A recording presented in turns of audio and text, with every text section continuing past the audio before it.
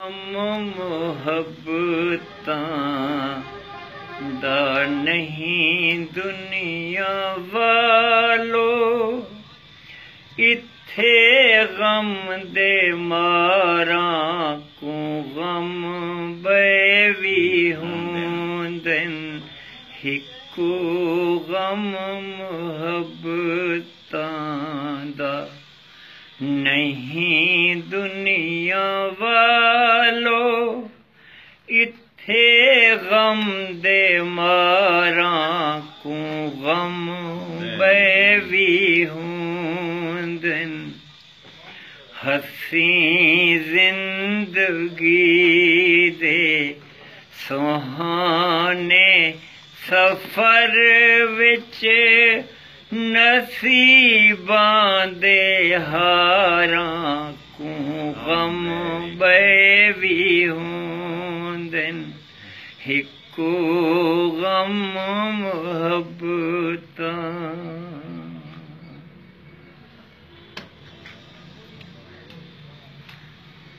जड्डां फलदा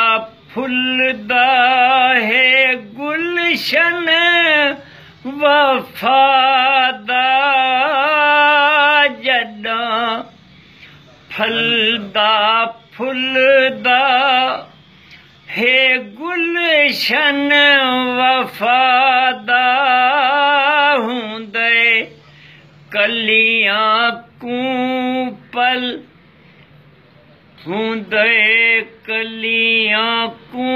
खौफ पल पल वफादा, हुंदे खौफ कलियां को पल पल वफादा,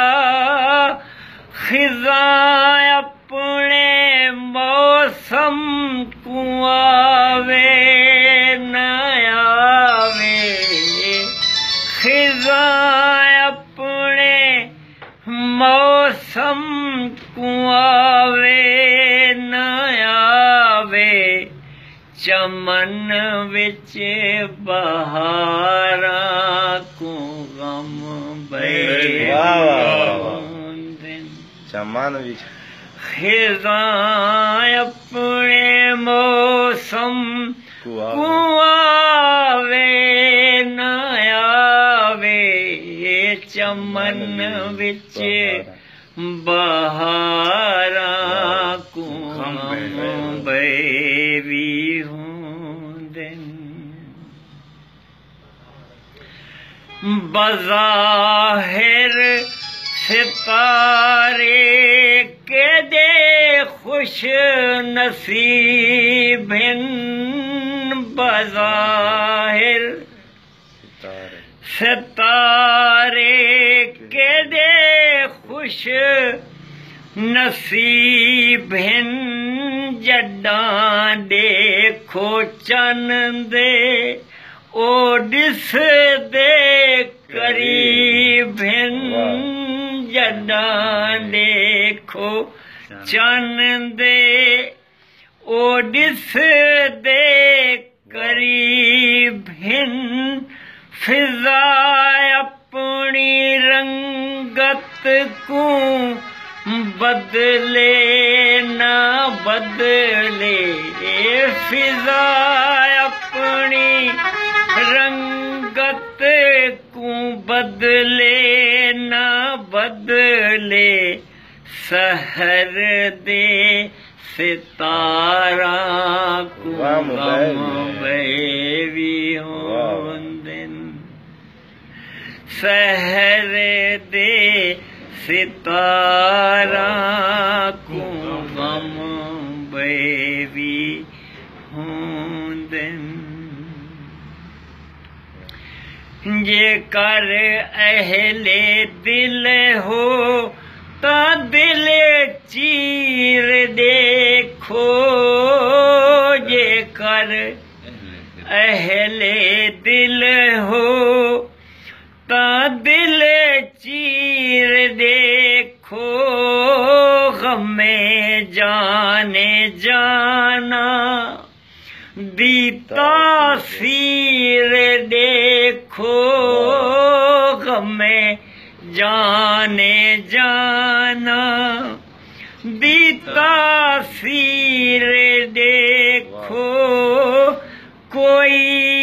कहंदे दुख दर्द फोले न